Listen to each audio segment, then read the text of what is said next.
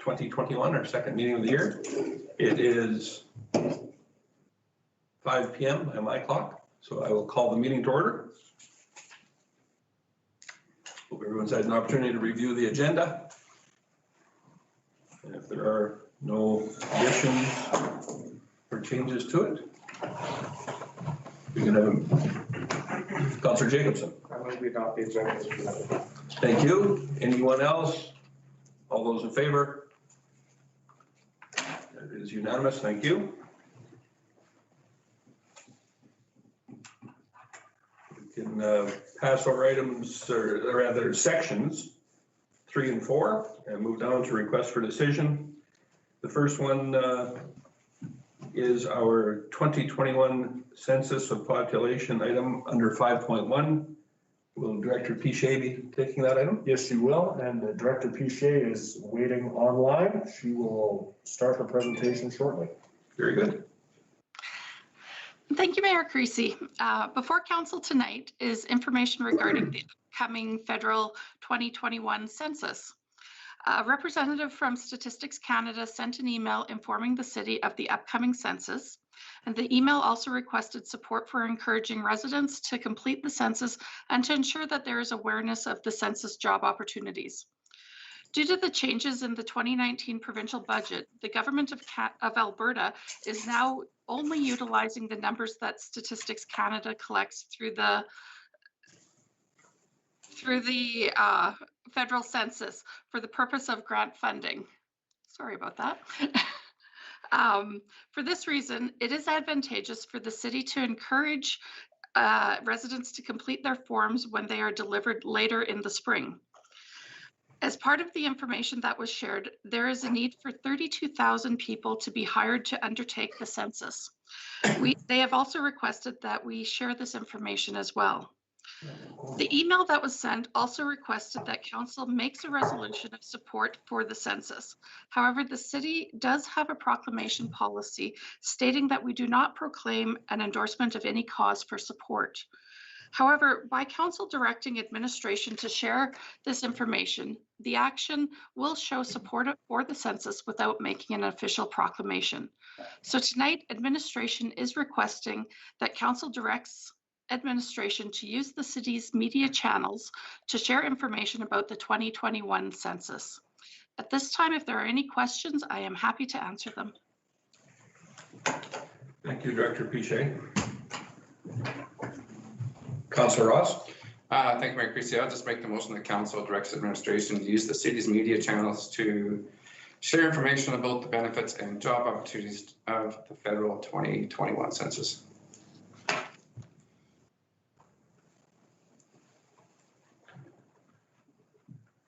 Any questions from anyone? I think that hopefully our entire community can agree that it's in our best interest to have a federal census, but this is not an overly time-consuming venture for city resources, is it? Councillor or Director Pichet? Not at all. For this request, it's really using our communications department and ensuring that the information gets out in a timely manner when needed.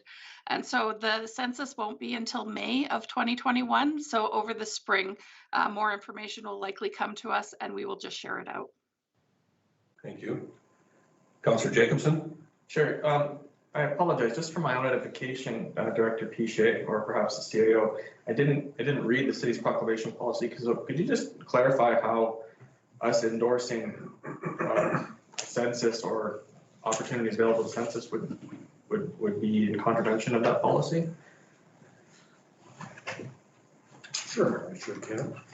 So the city has a long-standing proclamation policy, and I'm just trying to pull it up here, in which they decline to share support or show support with proclamations for any initiative or service group.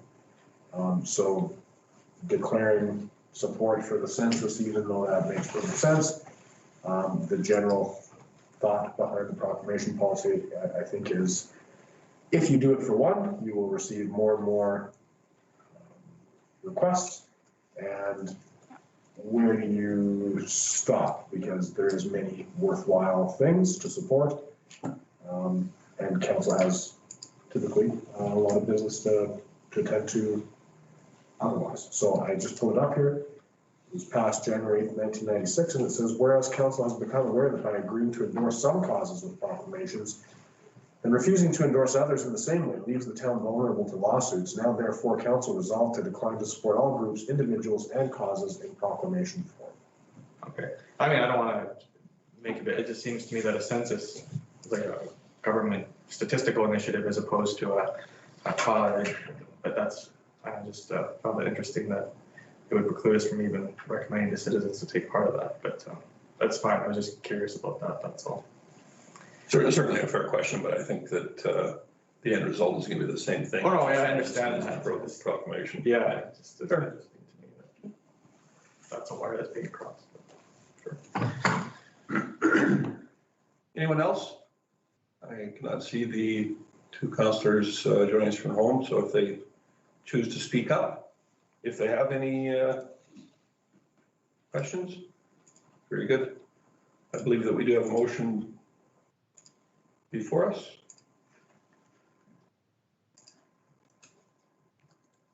And legislator Pettibone, or Coordinator Pettibone, could you read back the wording on that motion, please? Sure, it's Councillor Ross's motion, Mayor Creasy, and it's that council directs administration to use the city's media channels to share information about the benefits and job opportunities of the federal 2021 census. Very good. I believe we're all clear on that. One last chance for questions. All those in favor? And I saw none opposed, so that is unanimous. Thank you. Director Piche? Yes. Item 5.2, policy cleanup continuation, version number 2. Would you care to walk us through that item, please? Absolutely, thank you. So before council tonight is the second installment of the policy cleanup project. Previously, council has repealed 1,024 bylaws in 2017 and 2018, and also 300 policies that were rescinded in 2020. Tonight, there are 263 policies listed to rescind. Each policy has been reviewed and are deemed inoperative, obsolete, expired, spent, superseded, or otherwise ineffective. As mentioned previously, this is the second installment of the policy cleanup project being presented to council. In the coming months, there will be 3 more batches to be presented. This evening, administration is requesting that council rescinds all policies identified as inoperative, obsolete, expired, spent, superseded, or otherwise ineffective in the attached listing. If there are any questions, I'm happy to answer them now. Thank you. Thank you, Director Piche. Councillor Clark? I'll make the motion then that council rescinds all policies identified as inoperative, obsolete, expired, spent, superseded, or otherwise ineffective in the attached listing. Appreciate that, Councillor Clark. So, Director Piche? Yep. I realize that business is handled differently throughout time, but there seems to be a lot of the items that we've been dealing with don't really apply to policies or bylaws, these awards of tender and positions and that kind of thing. So I'm just curious, are we continuing to create a lot of unnecessary or redundant paperwork as we go on? No, not as many. Thank you for that question. One of the things that, as I was reviewing all of the listing, the one thing I noticed in here, and I questioned our records coordinator, was the fact that there were a lot of bylaws that looked like were on the listing. And I asked her, I said, is this something that are we rescinding bylaws at the same time we're doing this? But back in the day, what had happened is that the town of Lacombe had a policy manual, and everything that got passed through council at that time ended up in that policy manual. So even when they passed a bylaw or they sent somebody to a conference, it ended up as a policy in this bylaw. So a lot of the stuff that we're doing are these motions or resolutions that were created as a policy at this time. So this is part of that cleanup, and I'll guarantee you we are not recreating that.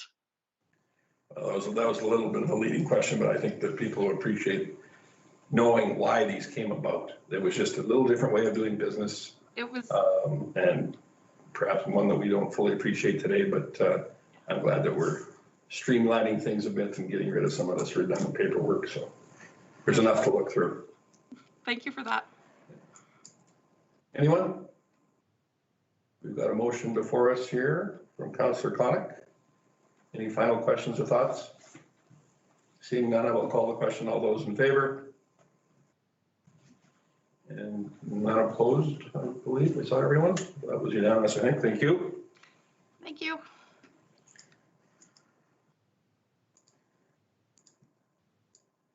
And next up, item 5.3 is the Council of Public Engagement for 2021. I believe that Manager Lapointe is with us electronically. Guy, the floor is yours. Thank you very much. Well, good evening, Mayor Creasy and Council. This evening, administration is presenting the 2021 Council Engagement Plan for your consideration. As you know, Council engagement activities allow for a wide array of citizens to interact with their elected officials and the organization's senior administration. In the past, this plan took the form of biannual coffee with council sessions, primarily in the form of trade fair and active living fair, as well as a yearly citizen budget survey. This has been augmented with council attendance at a few farmers markets over the summer months, as well as the new capital works focused videos that were produced last year. Administration is proposing the deletion of the budget survey, the continuation of the remaining activities that we've been performing here for a little while, as well as two new offerings. We're calling one Council Connect, and that will be a series of video Q&A sessions related to citizen budget questions. And it is anticipated that these will occur over about a month period, with one video released weekly over that time. Council may request additional videos as needed if you see fit. The other item that we're suggesting is the public inquiry emails, or we're calling it PIEs, where citizens can provide direct input on specific issues. And so we've already done a little bit of this with mass@lacombe or darp@lacombe.ca, and people can access council directly that way on specific issues. As this is an election year, we did want to remind council of the blackout period from September 20 through to October 18th, where no engagement period activities will take place. And administration is recommending council approves the proposed 2021 council engagement plan as presented, with the dates for the farmers market with council to be determined. With that, I'm open for any questions you may have. Thank you, Manager Lapointe. Before we entertain a motion or any questions, would you care to take a moment and elaborate on your choice of background? You know, I'd actually thought I had changed it before I got on here, but it is Triple O's. So that would be, one of the new stores that is coming our way here shortly. Great choice. Thank you. Councillor Gullickson. Thank you, Mayor Creasy. I'll make that motion that council approves the 2021 council engagement plan as presented, with dates for the farmers markets with council to be determined. Thank you. Councillor Connick. Thank you, Mayor Creasy. So a couple of comments. One, I still think we should make every effort to have some sort of coffee with council, whether that's an outdoor event at the LMC in the parking lot or something. I just think that's, even if we just do it one time, I still think that's a really great way to connect with people. I do agree that the farmers markets, they worked to some degree. I know when I'm there, I kind of hang back a little bit and let people come to me.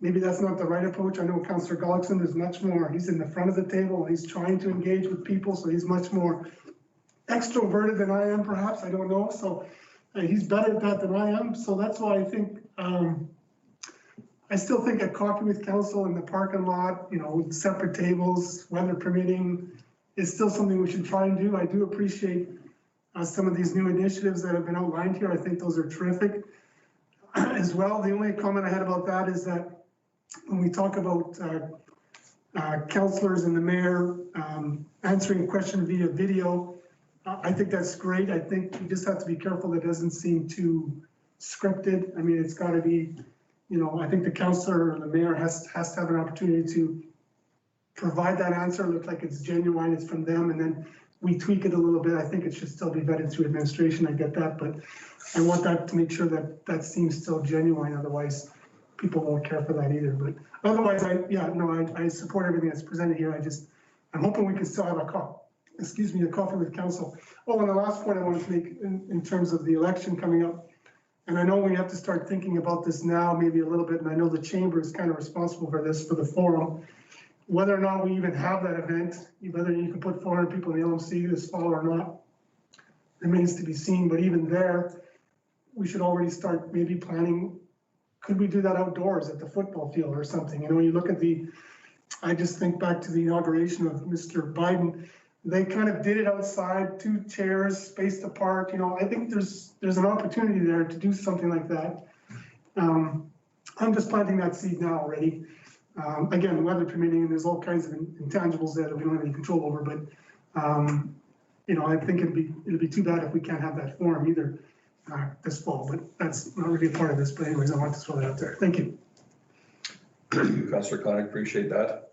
Additionally, I really like the idea of the direct mail or direct email campaigns having the name at lacombe.ca. I think that's it's clean, it's easy. You can change it on the fly relatively quickly, add items, and it does kind of keep all the input that we receive on various issues neat and tidy and consolidated in one area, because it can become rather cumbersome when you're receiving input from, it goes to the information line, it goes to the CAO, it goes to the mayor, to councillors, to whomever. So I do like that one as an ongoing thing. The interim adjustments that we have to make, some of which Councillor Connick alluded to, I think are great too, but for an ongoing thing, I see that as being pretty convenient and powerful to receive input. So. Anyone else? Councillor Hibbs, floor is yours. Thank you, Mayor Creasy. Yeah, so I do echo as well that I'm really pleased to see some new like opportunities for engagement. We had talked about that being something that we kind of needed to refresh and kind of bring into a, you know, new modern times. Some things were starting to just not be so useful, I think, for council, and I think that's so they've been replaced. I guess my only question is in regards to the you know, taped answers to budget questions. I'm wondering like how we're going to be presenting the information prior to that so that you can solicit that information, because people don't really know what to ask questions about if they don't have access to the information to begin with. And budget can be quite overwhelming. And I'm wondering if even video leading into the budget might be helpful. Now, obviously that probably wouldn't involve, well, maybe it would involve all of council, and it can't be, you know, 30 minutes long either, but I think that that would be valuable as well. So we need to make sure that we front end that with something that's really engaging and gets people interested and you know, want to participate. So that's my 2 cents. Otherwise, you know, thank you for the new ideas. Yeah, if I might respond just really quickly, I think you're right, Councillor Hibbs. I think that there would have to be some sort of campaign in advance, most likely through videos and through the social media channels that we have. And I think we can find easy ways to do that, not a 5 or 10 or 15-minute video, but more commercial-like, where we're you know, putting this information in front of people and encouraging them to get involved, almost like the voting campaign, really, right? So I do think there's opportunities there.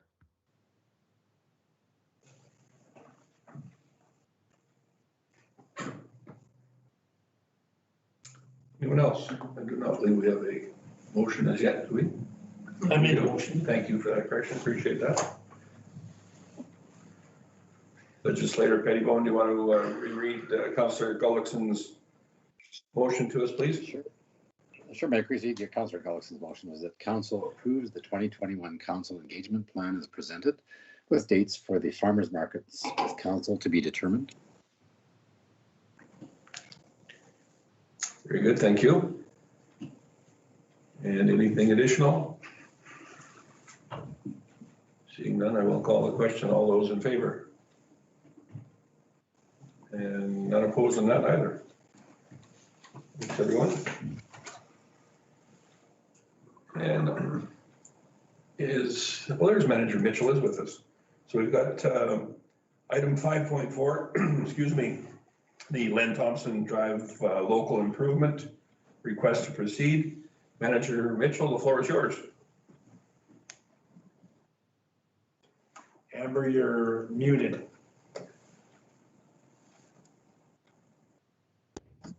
There we go. Can you hear me now? Yes, we Great. can. Thank you, Mayor Creasy. So as Mayor Creasy mentioned, the item before council is the proposed local improvement plan for the paving of Len Thompson Drive and 55th Avenue. As council is aware, this project was identified in council's 2018 strategic plan, and administration was directed to explore the option of completing this work under a local improvement tax. At the December 7th meeting in 2020, council directed administration to proceed with collecting feedback from any impacted business owners based on a draft local improvement plan that included 2 variances from the city's local improvement tax policy. The first variance was that the city's policy states for local roads, 90% is to be paid by property owners and 10% by the city. For this project, a variance in the apportionment of costs was approved so that 30% would be paid by property owners and 70% by the city. The second variance increased the maximum payment term from 10 years, as outlined in the policy, to 15 years. Administration sent individual letters of intent to each of the property owners who would be impacted, outlining the terms of the local improvement tax, including the estimated total project cost, the expected finance rate, the repayment period, the 30-70 split of the apportionment of costs, and the estimated lump sum or annual payment for each individual owner. These payments were based on the amount of road frontage for each owner and ranged from $12 to $437 a month over the 15-year term, or if paid as a one-time lump sum, $1,910 to $68,077. So quite the difference in costs. And again, that's reflective of the amount of frontage each property owner owned. So some of those property owners owned almost an entire block, where others owned only the frontage required for a single garage bay. So the city received 12 out of 25 responses from 12 out of 25 of the impacted property owners. These owners collectively own 70% of the total road frontage as measured in meters. In general, both the supporting and opposing responses were thoughtful, well considered, and provided supporting rationale. All responses have been summarized and included in camera for council's consideration. The responses were weighted based on the amount of property frontage in meters for each owner, which directly corresponds to the amount of taxes they would have to pay. So owners with more frontage paid the higher price. So in summary, only 3% of the owners by frontage supported the project, 73% were not in support of the project, and 24% provided no feedback at all. Common themes from those who opposed the project included the current economic conditions, dissatisfaction with the fact that the final costs are said to be based on the actual costs, so the lack of certainty, and the lack of direct economic benefit arising from the paved road. If council decides to endorse the local improvement plan, administration will notify impacted property owners in writing, advertise a public hearing, and host a petition at City Hall for property owners to officially oppose the project. A valid petition requires the signature of 2/3 of the owners who would be liable to pay the local improvement tax. And those owners must also represent at least 50% of the value of assessments for the parcels of land which would be taxed. So from the feedback that we've unofficially received, they meet the second condition for the petition, but several additional signatures would still be required to meet the first condition and form a valid petition. The 2021 capital budget does include $1.65 million for this paving project. Of that, $1.15 million is city funds and $495,000 is assumed to come from the local improvement tax. If this project proceeds, based on the current cost estimates, an additional $86,000 of funding will be required for the city's portion of the project. However, more accurate and update costs will be presented to council after the project is tendered. If council does not endorse the local improvement plan, administration will again notify property owners in writing that the project has been canceled. The completed 60% engineering design will be filed for consideration at a later date. Administration is seeking direction from council tonight on whether to A, accept this report as information and remove the Len Thompson paving project from the 2021 capital plan, B, proceed with the project under a local improvement tax scenario, C, proceed with a reduced scope of the project funded under a local tax improvement scenario, D, proceed with a reduced scope of the project under the capital works program but funded 100% by the city with no local improvement tax, or E, provide alternative direction to administration. I will now open the floor to questions. Thank you, Manager Mitchell. Councillor Conick, go ahead. Thank you, Mayor Christie. I just wanted to speak to this before we get a motion on the floor, because I don't support the motion that's been presented here for a couple of reasons. One, there are some very good arguments that have been made by the landowners there in terms of the economy, in terms of COVID. There's a lot of reference to why wasn't this done at the beginning? Developer should have paid for this and so forth, and I get all that. My fear is that if we table this once again, we'll be sitting here, well, I won't be sitting here, but 10 years from now, we'll have the same discussion again. We talked about this 10 years ago already. I'm sure they talked about it 10 years before that already. I mean,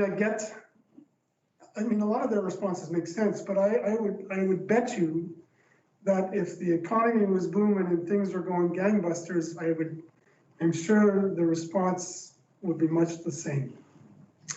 I would like to see this continue. If it means we do it a 90-10, where the city pays 90 and they only do 10, which I mean, the 70-30 is already pretty good, but I mean, if that's what it takes to maybe get this done, I don't know, and I don't know where you find the difference again for money on the city's end, but I think this needs to be done. You have the argument that it doesn't increase the value of your property, sure, but it sure makes it easier to sell. I can tell you that much if the road is paved. It may not increase the value of your property necessarily, but when you go to sell one day, it sure will help. So I don't know. And we've seen it I've heard it already a few times that, if the road were paved all the way through, we could probably have sold some more of the lots that we have for sale. So I don't know.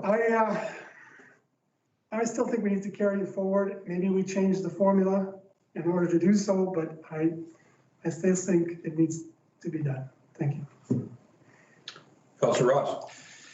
Thank you, Mayor Creasy. I think this could kind of be compared to the ongoing sidewalk debate, is who pays for it and how much. And I do kind of echo Councillor Conick's that I think some of the businesses have a kind of a justified concern is, I don't know to what degree the history, obviously the city was the developer. Most of the other parts or all of the other parts of Len Thompson's paved, and this is kind of hindsight is hindsight, but it would have been easier if everything was the right elevation, everything was paved, but it wasn't. So now we come back today, just like, and I don't know, was this brought up 10 years ago before this term? Probably was, but I still agree that, it'll always be, I don't think it doesn't matter if it's 90-10. I don't think anyone wants to pay for it because did any other the businesses contribute as a levy or into reserve to pave their street historically? No, it was all paved. These are the ones that are left. So, I think we should move forward to it. Maybe you only do A and B. I don't know. But now we kind of deal with, we brought forward 30%. Now it's kind of perception. Now, do we go ahead and do it anyways at all of our cost? And yet, I don't know. It's I'm still in favor of doing it, and I agree with Councillor Conick. Councillor Jacobson? Yeah, I just wanted to echo Councillor Connick's comments. I almost completely agree. Again, to me, yeah, it's like it said, this is was only 2 roads in the whole city that aren't paved yet. To me, this is just an issue that's gonna be kicked down the road in perpetuity. It's one of those things that somebody's gotta deal with it. Again, it's a much used phrase now, but money is as cheap as it's gonna be for a long time. Construction rates are really good right now. To get it dealt with now is the best time to do it. And yeah, but I am completely amenable to adjusting the rate if that makes it more palatable, because I do appreciate that having something forced on you when you don't want it is not great these times either. But yeah, I completely agree with Councillor Connick's comments on this.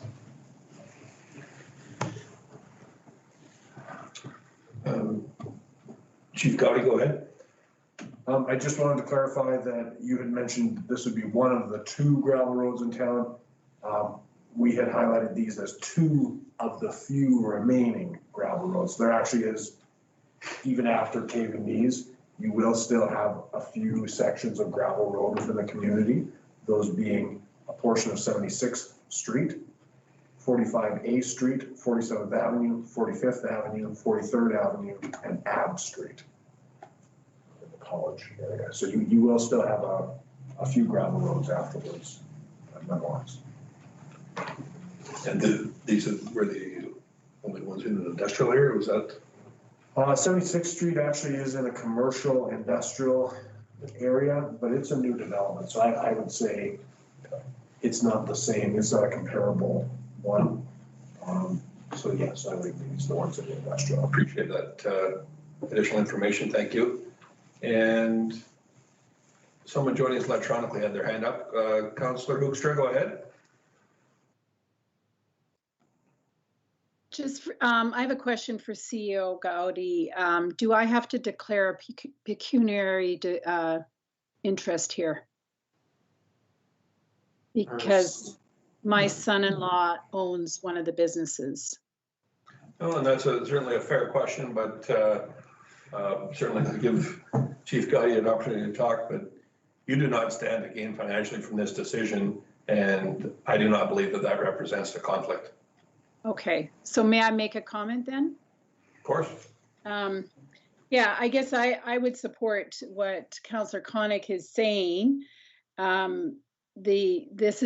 I like the 90-10 suggestion, but this is not a good time for a lot of these businesses. And I wonder, I say this carefully because I too feel that this road has to finally be paved, but is it the motivation for the city? Because we need to be transparent that we have a very popular tourist attraction down a gravel road, and then we are going to have a major building down the gravel road. So I do like the idea of offering a 90-10 offer, because it shows that we know that this is a lot for our own benefit.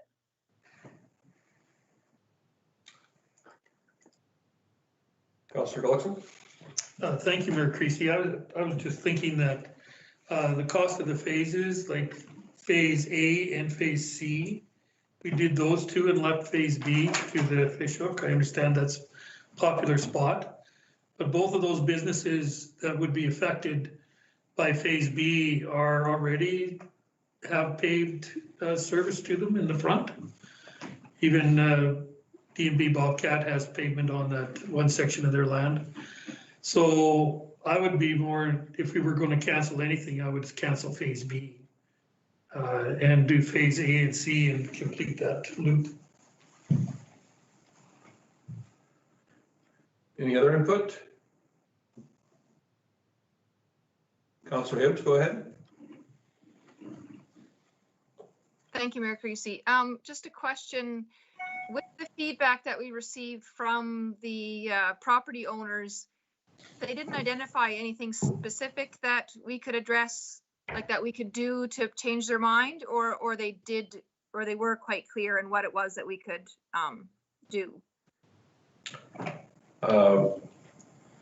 So did you have an opportunity to review the information that was presented to council via the in-camera section?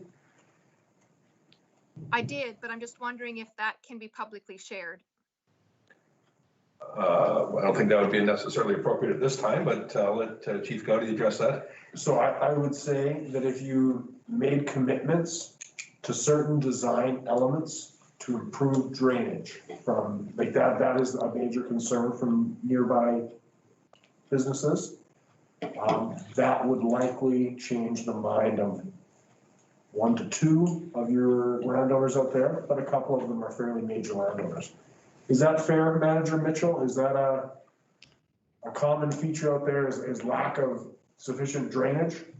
I would say that that is a common complaint out there. That said, we have already told them that this project will improve drainage, and that didn't seem to sway their vote substantially. One comment that I did see reflected, and I do think we can share these because we're not pointing out a specific person, is that it was repeated several times, is the lack of cost certainty.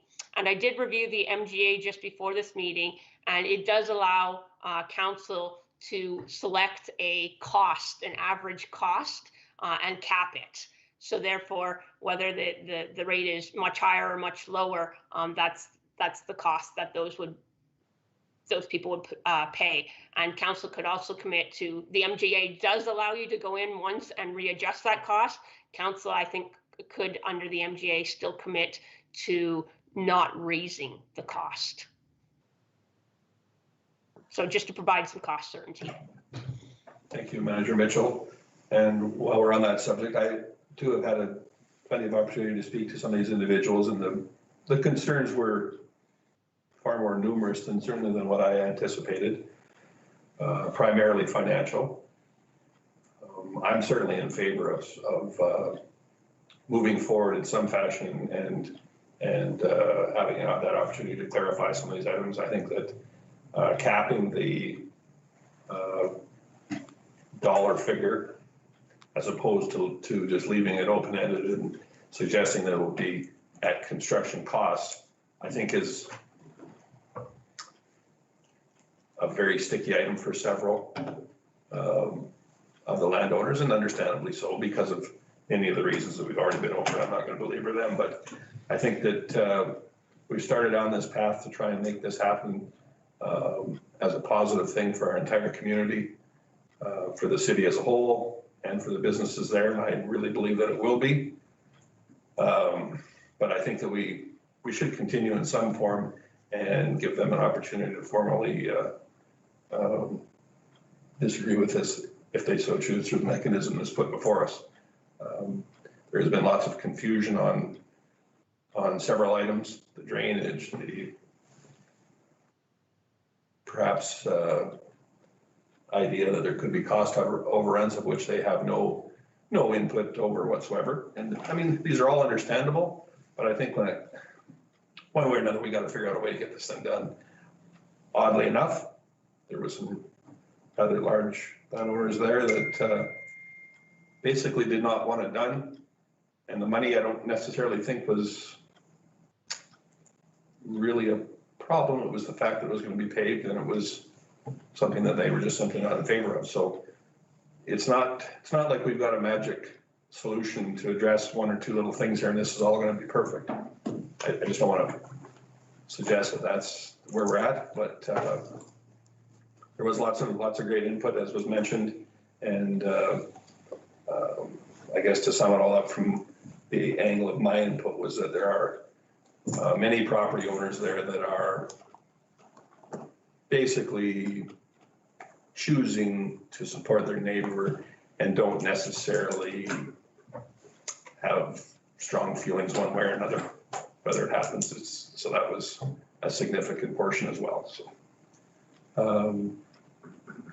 Councillor Jacobson, you have spoken this yet.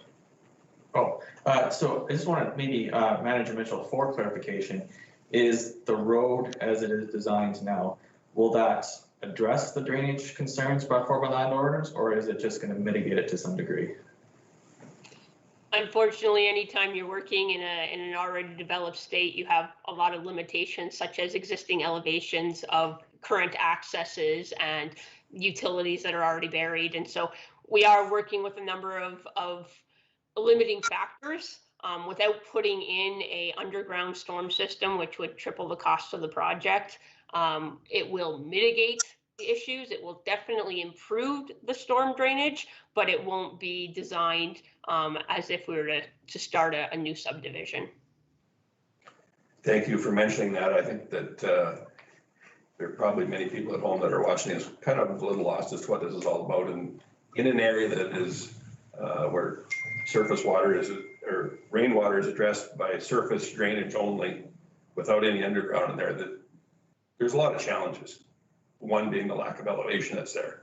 We can't make those go away, but there's certainly improvements that can be made on the existing conditions, which would you suggest that they tend to become even more problematic as time goes on? Because there's many areas that basically just to be regraded and cleaned up are going to be better off than what they were before, in addition to the other enhancements that have been taken into consideration as well. Yeah, that's a very good point. Over time, anytime you have overland ditches, culverts get plugged up, ditches fill with sediment. And so over time, those kind of issues do worsen. And so that could be addressed with, a more minor cleanup. With what we're looking to do, we'd actually be raising the road somewhat so we can provide more elevation to the bottom of those ditches to find them a little bit better. We'd be looking to put in all new culverts and really control where the accesses are, working with each independent landowner to make sure it works, obviously, for the operations of their lot. Thank you. Councillor Connick? Thank you, Mayor Christie. My question is to process, if, let's say we decide to do a 90-10, do we send it back to the landowners again and adjust, with that new formula, addressing some of the concerns with the costing and saying that we're going to cap it at this? Do we send it back and then look for feedback once more, or do we just make those changes and then, damn the torpedoes off we go kind of thing? What's the? Manager Mitchell, you drafted the local improvement policy, and I have to admit, I hadn't thought of this question. So yes, if there's a change in the funding ratio, do we do step one again, or I think it's step 4 that we just did? Do we do step 4 again? Or do we just proceed with a local improvement at 90-10? Or is the policy silent on that? The policy is silent on that. I personally would recommend proceeding with the 90-10, just in regards to timelines. If we add in this review period again, we're going to push ourselves back another month. If you want it constructed this year, I guess I should put that caveat in. We just add another month to the process, and it could make it difficult to get through the administrative process and get the project tendered in time for construction this year.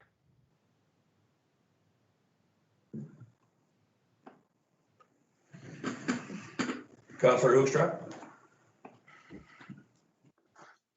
Thanks, Mayor Creasy. I guess I'm curious, though, as a council, when we have a resounding, we asked for their input, we have a resounding message that they don't want a project done, and we go ahead and do it. How, and I'm not looking at the whatever the ramifications for who we are, but how do we process that? How do we defend that? Saying, because then why did we bother asking them? I struggle with that greatly, and it has nothing to do with whoever is involved here. It is I just look at the numbers and I think, how do we not listen to that? Because then at any other point when we ask for feedback from our citizens or our taxpayers, let's put it that way, our ratepayers, and we just ignore such a very confident no, how do we defend that as a council? Thank you, Councillor Hoekstra. So I'll just have Chief Gotti just go through the actual process so we can understand the difference between that. I mean, this was input. This is not a formal notification. So just to address Councillor Hoekstra's point, which is a very valid one, could you speak to that, please? Sure. So I would say maybe I would disagree slightly and say that it was formal, but it's not statutory, the notification that we provided. And I say formal because you have adopted a policy that says this is step 1 through 4. Is that right, Amber? Or Manager Mitchell, we've gone through steps 1 through 4 on the local improvement policy? And Correct, I believe 1 through 6, but yes. Oh, I'm sorry. So those are defined in your local improvement policy. They do not bind the hands of council. For sure, we had some of the same concerns that said, in the memo, we say moving ahead now would likely lead to questions about the value of soliciting preliminary feedback whatsoever. I think the argument could be made, though, that if you were to make a substantial change to the ratio, such as 90-10, that it's different enough that you could still say, well, we did solicit feedback and we made a significant difference to the way the project is delivered based on that feedback. We moved to a 90-10. I think is how you would approach it. I'm not sure. I actually still, having gone through the feedback, I actually don't know that you'll be successful even at 90-10. I think there is some level of resistance to the project based on the fact that the municipality is asking for any money.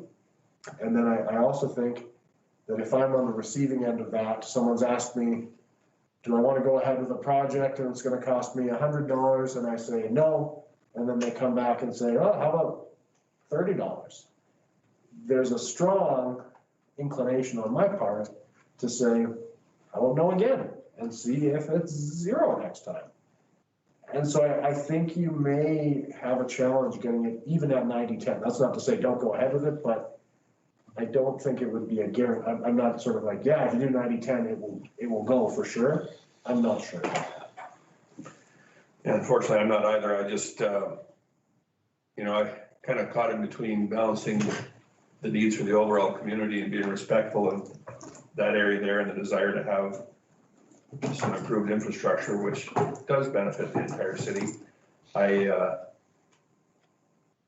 think that we also need to keep in mind that we did make what I felt was an extremely reasonable and fair offer with 70-30 as compared with, that's why 1/3 of what landowners normally pay for improvements. I don't know if the input's gonna be much different, but I still think that we need to at least have the opportunity by moving ahead, and the way I see it, it gives an opportunity for formal disagreement. And we have an additional opportunity to try and perhaps better explain some of the fine points that were at issue with some of the landowners. The drainage, the upset limit amount, not having an open thing, big cost overruns and whatnot, which, let's face it, that has happened in all arenas and municipal is not exempt from it. But that's, in this particular case, that's not acceptable, in my opinion, to have that. It needs to be a set maximum amount.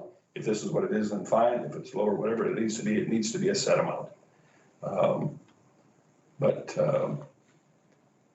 I just want to caution you that our policy is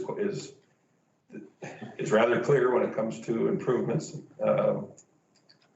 At 90-10, we have adjusted it completely opposite and went to 70-30. I'm not sure that the 90-10 is going to make a whole lot of difference, but that's up to council as a whole to ponder for sure. Councillor Ross. Thank you, Mayor Creasy. So a question, I guess, to CEO Gowdy and yourself maybe answer this is that if we opt for the 90-10 and ask for maybe more specifics to the engineering of the grade or drainage and so forth to be provided to those in the area, could we get a response back so the decision could be made by next council so that this project could be completed in 2021, or are we expected to give definitive direction where we take the direction that, hey, we're recognizing that we are trying to negotiate in good faith to get the success of this project, because I kind of echo Councillor Hoekstra's concerns, is, and like I brought up earlier, most other businesses didn't pay anything because it was that we as the developer in the past had the streets paved. So, and yet there's an improvement tax to assist because there was no reserve set aside or no levy agreements or whatever.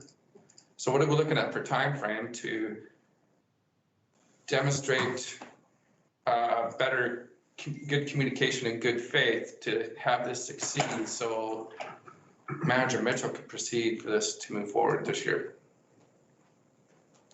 So no, I don't think the design will be to get the design to a point where we could show the grades to the adjacent businesses and talk about what the specific impact would be for them. We would need to take the design further than where it's at right now. And we would not be able to do that by the next council meeting. Manager Mitchell, do you have any idea on the timelines to get sort of a drainage, a conceptual drainage design or a preliminary drainage design for the project? So, while you take a moment to think about that, Manager Mitchell, I just want to ask what it is that we're hoping to accomplish with this, because I think it's unreasonable to expect an average person to understand what those drawings will mean anyway. I'm just being honest. I think it's rather pointless, but you can continue, Manager Mitchell. Yeah, Stantec has the majority of the modeling and CAD work done. They just didn't advance the design in the drawings that are readable for the average folk. So a lot of the survey and all the background work has been done. So I would say, given 3 to 4 weeks, they could provide a high level of accuracy of drawings. The bigger impact is what I talked about before, is trying to establish access control. Some of those properties have 30, 40 meter wide accesses, and our current bylaw, in industrial areas limits it to 15 meters. And the reason for that is because you've got culverts under these accesses, and culverts restrict drainage flow a lot more than an open ditch would. They freeze up in the winter, there's all kinds of things. So one of the things that we as a city really wanted to do is go out and talk to each property owner and say, hey, if you've got a 40 meter wide access, can we do 2 12 meter wide accesses and an open ditch in the middle?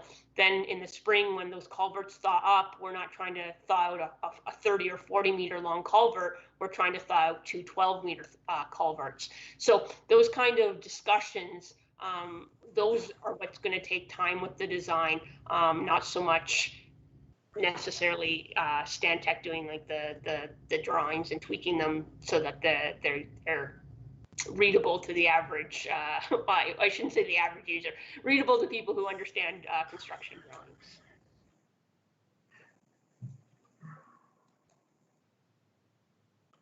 Councillor Connick? Thank you, Mayor Creasy. I just want further clarification from Manager Mitchell on that last point. I hadn't realized that would be almost a bigger hill to climb, I think, because to suggest that these accesses that have been this way for so long, and when you're suggesting changing that to 212 and an open ditch in between, well, that changes the configuration of many of these yards too, though. Like, I mean, you can't, I think of the trucking outfits that are there, they have those wide accesses because they need them that wide. So to suggest, I don't know if that will actually work. I hadn't realized that was part of the scope of this, because I think you're going to run into way more trouble with that than you are with anything else.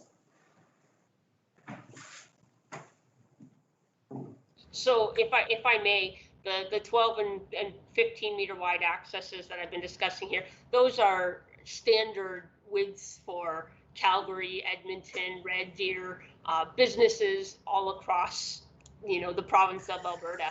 And so I'm sure other trucking companies and whatnot have learned to adapt. And obviously we're not going to be there, ramming things down people's throats. We're going to go out and we want to talk with each business owner and say, okay, how does your operation work?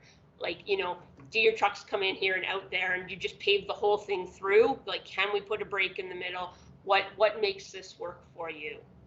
And so that's really the intent here. And that's where the vast majority of drainage improvements are going to come from. Councillor Jacobson. Sure. So just to move this along here, I'm prepared to make a motion that council direct administration to proceed with the local improvement tax using a proposed funding model of 85% city and 15% local improvement tax. And my reasoning for that is I believe that the city's population as a whole is overwhelmingly going to benefit more from this than the local people, with the sale of those lots being more saleable. I do believe that showing a 50% reduction in the proposed burden for the businesses on that strip shows good faith from city council, that we've heard what they've said, and that we are taking that into consideration. So that is a motion I'm prepared to make. Thank you, Councillor Jacobson. Like many compromises, everybody should be equally unhappy with that, so that sounds good to me. Any additional input? Councillor Connick. And just further to Councillor Hoop's comments that we're somehow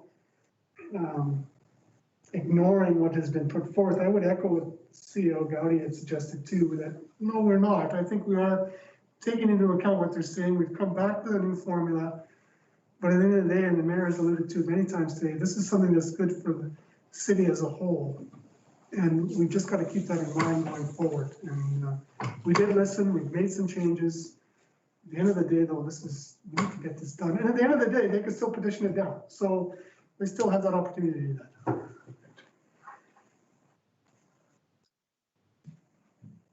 Councillor Hoekstra. Thanks, Mayor Creasy. Could you remind me again how they still can petition it down now? Certainly, CEO Gowdy or Manager Mitchell, you know the process quite well. Can you walk us through? We've proposed to host it here at City Hall. What's the timelines for that petition? So the next step would be that we send out a letter with the official local improvement plan. So this would be based on if it's 85-15 or whatever the new split would be, and explain those steps. Then we would note in that letter when we send it out to them that there will be a petition hosted at City Hall. It will just be based straight on signatures. They don't have to provide, as they did in this process, a justification for why they vote for or against. And the requirements to meet to gain a valid petition is 2/3 of the property owners representing at least 50% of the value of the project must sign the petition. And that would be a 30-day process. They would have 30 days to come and sign the petition. And once again, I think that's a very fair and open process. I think that there is, it appears to me anyway, as a landowner, just beyond this area, the block over, it just seems to me when I said formal, it seems to be far more formal to actually show up and sign a petition for something not to happen, as opposed to answer a questionnaire and make a few comments and toss it back. So I think that this kind of balances that opportunity, and for the ones that feel strongly about it, it's not like it's an onerous thing to do. So certainly I'm in favor of moving ahead on this. In this note, I hadn't anticipated a change in the financial split. However, I do appreciate the reasoning behind it, and certainly don't have any problem with it. That'll be something that administration will be tasked with figuring out a way how to make that all work. But yeah. Councillor Gibson. Thank you, Mayor Creasy. Thank you to Councillor Jacobson for bringing forward sort of a compromise. I think it somewhat addresses some of the concerns. I do feel that they're often, repeated in the feedback that we got, and I'm just concerned that we're not really responding to that feedback. So I guess that's a slight compromise. I guess what I'm seeking is clarification that that a cap would be included in that proposal to them, as well as clarification on the drainage to make that really clear, because I want this to seem like we got the feedback and that we listened to the feedback, and this is, you know, our attempt to, you know, work with them to make this happen, because I do see the value in this. However, I don't want it to feel like we're ramming this down at them and that they now have to petition it down, even though they've already given us the feedback. Do you know what I mean? Like, it just creates a loop that I think that looks, you know, bad on us, and that's not what our intention obviously is. Honestly, if worse comes to worse, what's another year to wait for this project? It's gone on this long, but let's see if we can make it happen. But I do want assurances that their concerns have been heard and are being addressed in our formal, official, let's go for it. So what we can do is we will ensure, we'll talk to our engineers, see where the design on the drainage is, and make sure we include some sort of an allowance to make sure we are able to improve the drainage to a fairly consistent level. And we can definitely provide an upper limit on price with, of course, the understanding that the municipality may end up absorbing some level of risk at that point. Now, having said that, certainly I won't deny there are many instances of government projects experiencing cost overruns and municipal projects, but that has not been the case here, and particularly on local improvement projects. If we look at our past performance, it's always come in lower than the quoted price. And I think that's the thing that really needs to be made clear, is that we'll be providing an upper limit of price. And so prior to voting on this, again, as far as process, with the potential change in split here, depending how it goes, and the figures to have changed with properties, then we're going to reissue another letter just outlining those changes, or how is each landowner going to know what the changes exactly are? So my understanding from the motion that is on the floor is that we would be proceeding with the local improvement bylaw itself, which would involve providing the official direction to each landowner as to what their cost would be and how to petition, how to engage a petition to petition down the project. So there would not be a repeat of the steps to date. So far, the same occurred. We would be proceeding straight to the official local improvement. So they will receive a letter that would say it's 15%. We can certainly provide a covering letter that says, hey, council's heard you. You know, a lot of this narrative, the council's heard you. And what we've done to improve the project based on your feedback is we've looked at reevaluated the ratio of benefit that we believe accrues to the city versus local businesses. And we've also looked at the need for a focus on stormwater management with this project. Because of those changes, the new costs estimated are blah, blah, blah, whatever it is. So they'll be receiving a letter with that explanation attached to sort of the official local improvement notice. Is that correct? Everything I've said there is correct, Manager Mitchell? Yeah, that's more or less the process that would follow. And I guess I would just seek clarification too. Obviously, we're going to be upping council spend on this. So is the desire to still proceed with all 3 phases of the project? I know at one point you discussed picking 2 out of 3 of the phases, and that would impact it. I believe at this particular point, this is to be considered for the job in its entirety. So that's my understanding. And just for clarification, Councillor Jacobson, the explanation that Chief Gotti went through reflected your intent for the intent of your motion? Correct. Very good. Chief Gotti? Manager Mitchell, I just wanted to confirm, when will council review a local improvement bylaw? Then is that prior to the posting of the petition, or is that after the petition period has passed? That's after the petition period has passed.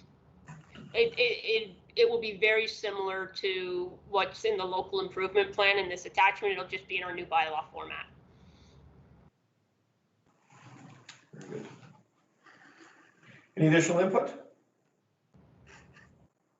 anybody need to have the motion read back to them? I see no one indicating so I will ask the question. All those in favor of the motion? And those opposed? Let the record reflect that councillors Hoekstra and Hibbs were opposed. No, I think they're in favor. Or was I just behind on the video feed? Yeah, I think there's just a slight delay. My sincere apologies. From my end here, it looked like we had 5 for here and 2 against, but it was in favor for councillors Hoekstra and councillor Hibbs. My sincere apologies. One of the joys of electronic meetings. It's like a So that was unanimous to proceed with the motion as outlined. Thank you. It's like a 2-second delay. It just as I looked up and Yeah, I thought I was confused too. too fast for a call from my firm, but Good job. anyway, the final item that we have up under the heading of request for decision, we've got Director Thompson joining us, and he's going to take us through the subdivision authorities bylaw 228, the Municipal Planning Commission, and the updates associated with that. Yes, thank you, Mayor Creasy. Before council tonight is a proposed second and third reading of an amendment to bylaw 228, the subdivision and development authorities bylaw. The proposed amendments are being made to align the bylaw, the subdivision and authorities bylaw, with recent changes to the land use bylaw 400. And so thus this bylaw must be adopted. To summarize the proposed changes, it includes a change regarding the development officer's authority to approve variances up to 15%. Development officers are authorized to decide on applications referred to adjacent landowners where no concerns or objections have been received. There's direction on the responsibility for the conduct of a meeting to include verbal submissions. There are some amendments to Schedule A for overall clarity, and then minor formatting throughout the bylaw. If there's any questions, certainly I'm happy to answer them tonight, but we are recommending council pass second and third reading. Appreciate that, Director Thompson.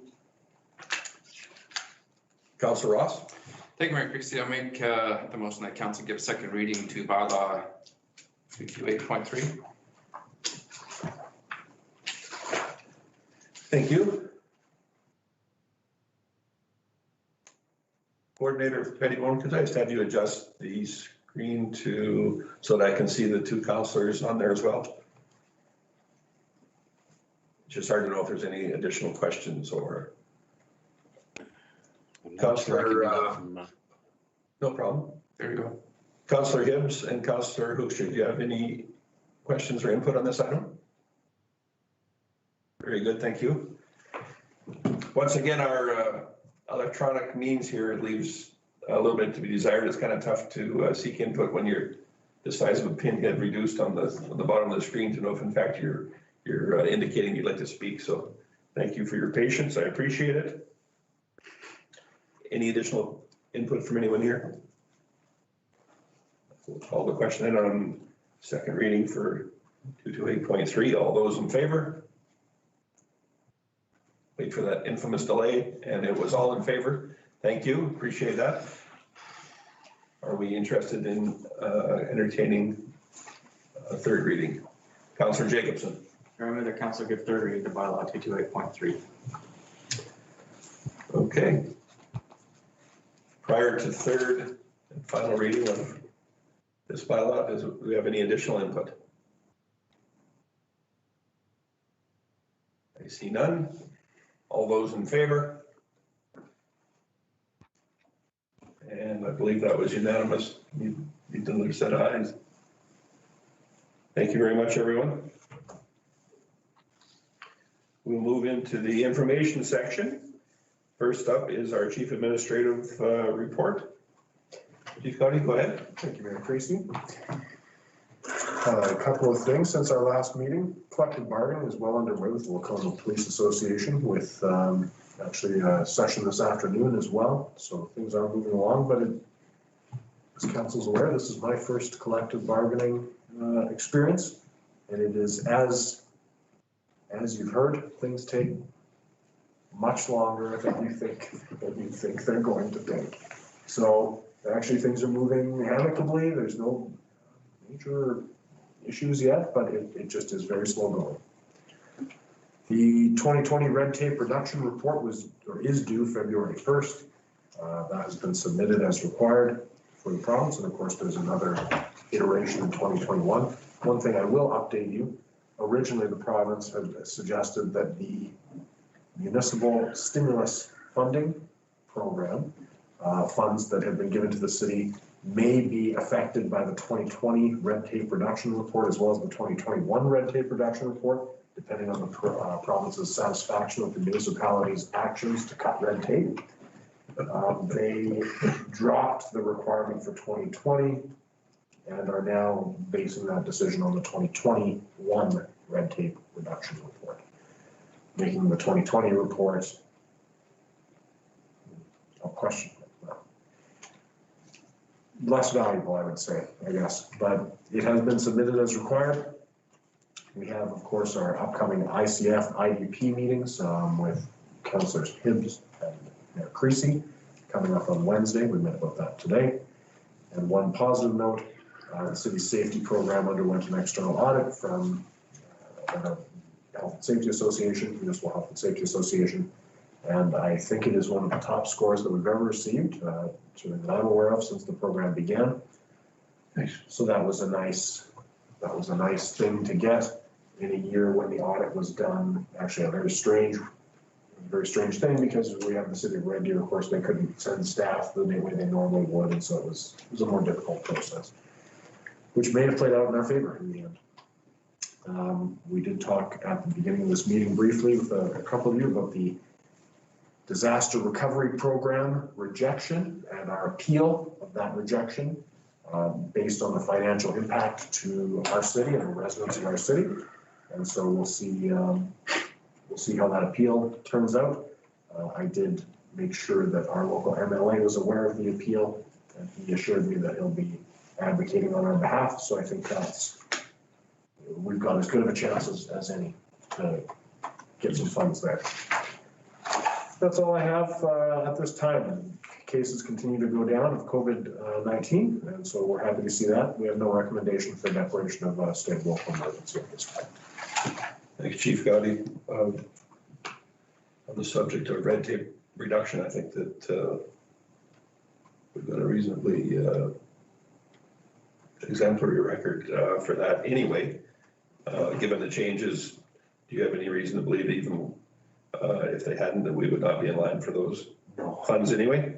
No, I had no concern whatsoever.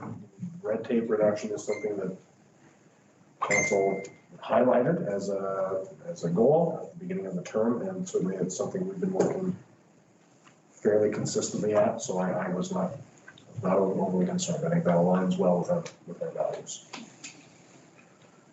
Like you give me an opportunity to make us all look good, right?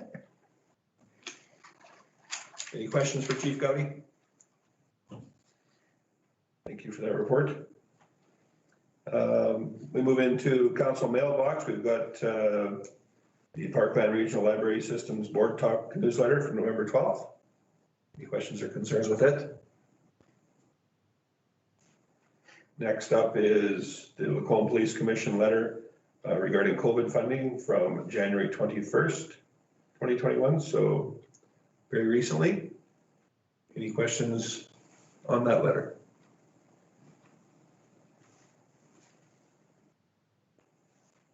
Seeing none, we will. We have no other committee reports or commission reports for consideration at this time. Understandable coming after the festive season. And do we have any councillor reports? Not at this time for me. Thank you. Councillor Ross? Not at this time. Councillor Jacobson? Yeah, my report is there. Any questions? I'm happy to take them. Thank you. Anyone? Chief Gotti? it's unusual to ask, but I noticed the Lacombe Flute Choir received a facility rental assistance grant, and I just hadn't heard of that. Is that a new group in Lacombe, or that's something that's been going on for a while? Do you know anything about that group? No, there was a whole bunch of groups who they were with that COVID facility rental assistance grant that we got through the rec board. There was a lot of groups who, because of COVID restrictions in their original facilities that they're at, were having kind of fallen through the gaps of where they could be. So we had a lot of unconventional groups apply for that, right? And again, with the idea being, we want people to do what they do for recreation and make use of this, we might as well do it. So that it was really the decision taken by the rec board to, as long as we've got the space available and the money is there, and these people legitimately are not able to practice in their normal facility because of COVID restrictions, let's just keep it all going. So many were like that. Yeah. Cool. Yeah, thank you. That's good to hear, whatever, to see the community pull together and help all those ones that can genuinely use it, and it's great. Anyone else? Councillor Hoekstra? Anything? Are you asking for my report or a question? Either, but preferably a report. Okay, thanks, Mayor Creasy. Yeah, my report is there. I just had a couple of events and I've kind of reported on them in a fair detail. So, yeah, the chamber is in a tough spot. They are writing a lot of letters because their focus in the community has changed drastically due to COVID. Great. Councillor Conick, questions? Well, just on that, Councillor Hoekstra, you referenced they're investigating a number of options for a new location for the office. I thought they had one, or is that not working out? It was a temporary move to go out to the county building, but their desire is to be back in the city at some point. So in order to not, it just allowed them that time after the move to sort of regroup and find a new location without the pressure of having the timeline that was imposed on them, if that makes sense. Councillor Gulson. Thank you, Mayor Creasy. Councillor Hoekstra, I noticed you had in here about conversation with Lacombe Days Committee. Is that it's regarding the chamber becoming more active in Lacombe Days? Is that correct? Well, weirdly was that if potentially that there could be a mini trade show as part of Lacombe Days. It was my understanding, but it was very much just a comment there. So I thought I'll throw it in here that people's ear can be to the ground about the possibilities of doing some kind of displays during Lacombe Days, if Lacombe Days exists or happens the way that it should or could. So is this something, there's a meeting coming up in the near future for Lacombe Days, so I'm just wondering, is this something that we should be pursuing on the Lacombe Day side also, or is the Chamber of Commerce going to approach it? Do you have a date that I can tell Monica so that she could call you, or what would you? I think it's tomorrow is our It's the 27th. tentative meeting date. 7. 27th, so that's on Wednesday. Wednesday night. Or Wednesday night. I can email her and let her know that that's happening. If that it was a comment that came up in the meeting, and I just thought I wrote it down, so I'll let her know. Where are you guys meeting? It'll be online, I think. Okay, So, of course. Any additional questions? Councillor Hibbs, did you have a report for us this evening or no? Very good. And Councillor Conick, could I ask you? Very good. And I do not as well. Thank you, everyone. So for the information section number 6, we have a motion for acceptance, please. Councillor Conick. I would move that we accept the council mailbox and reports as information. Nice, that's better than information is information. Thank you. Everyone heard that? All those in favor? No opposition, thank you. Appreciate that. And we have our minutes from the January 11th regular council meeting. Everybody an opportunity to review those. Is there any items of concern, any revisions or inadvertent things missed on that set of minutes? If not, we could have a motion on that.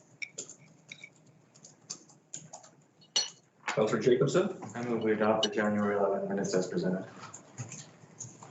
Thank you very much. Any additional input? Seeing none, all those in favor? Very good, thank you. That was unanimous as well. We have no notices of motion this evening. We will be having some in-camera discussions for council afterwards, but in the meantime, we've got listed here at the end for public consumption, the next meetings, a regular council meeting at 5 p.m. for Monday, February the 8th, a regular council meeting at 5 p.m. on Monday, February 22nd, and then on Monday, March 1st, a council committee meeting at 6 p.m. So that one just so people are aware that that is 1 hour later at 6 p.m. So that's March 1st council committee meeting. And just to go over our agenda, I don't believe that I've glossed over anything there. We've missed anything, so we can consider the in-camera portion. Councillor Kotick? Motion moving camera. The record reflect that we called for a vote to move it in camera at 6:20.